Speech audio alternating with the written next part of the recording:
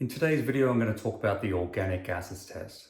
This is one of the most popular functional medicine tests out there, and one that I commonly recommend. Probably my top 3 tests that people would do would be things like the advanced stool test like the 𝗟𝗜𝗏𝗧𝗏 or the 𝗟𝗜𝗏𝗡 test, the Dutch test from Precision Analytical for hormones and adrenal function, and then the third probably most popular test would be an organic acids test. This is available from labs like Mosaic Labs or Vibrant Wellness.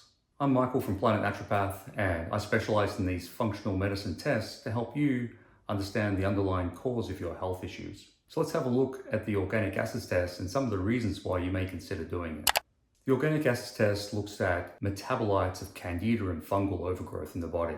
Sometimes it's more sensitive than doing a stool test, which only looks at Candida in the large intestine. So sometimes people would suspect that they have a Candida overgrowth. They may have thrush or oral Candida.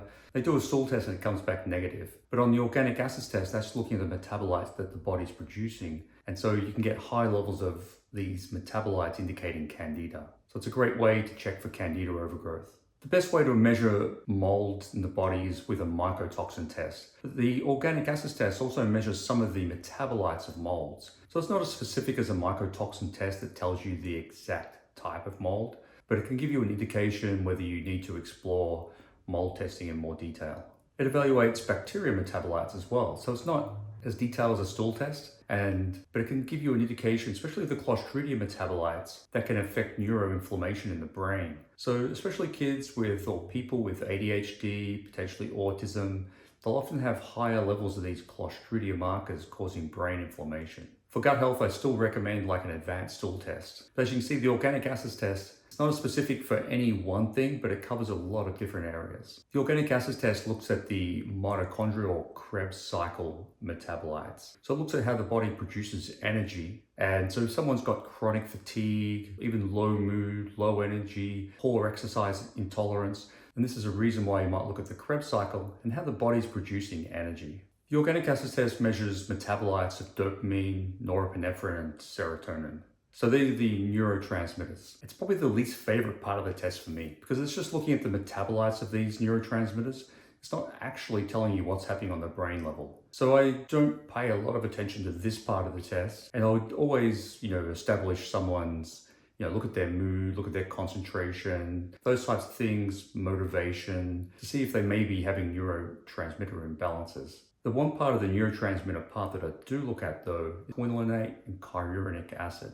These are neuroinflammation markers. You don't want inflammation in the brain. That can be a cause of things like ADHD, anxiety, depression, and these things can have other causes, but if you've got high levels of quinolate in particular, you need to reduce down inflammation in the brain.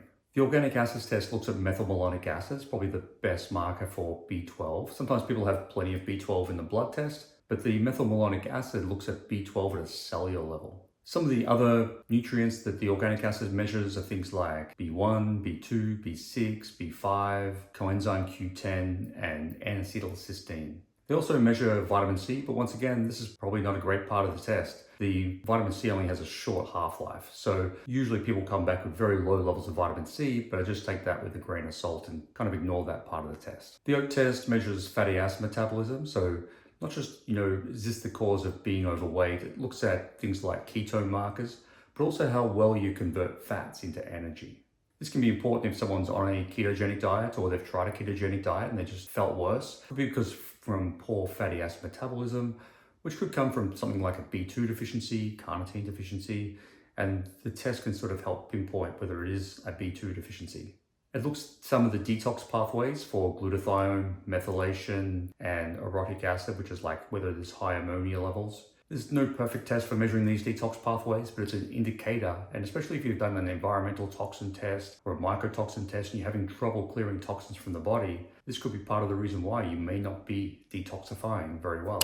There's some of the top reasons why I'd recommend doing the organic acids test. It's like a great all-round test. It's not a replacement for doing an advanced blood test or stool test or hormone testing. But when you're not getting answers to things like fatigue, nutrient deficiencies, brain fog, Candida problems, the oat test could be a good way to see if these are issues for you. If you have any questions or comments, you can leave a comment in the section below, and I look forward to seeing you in the next video.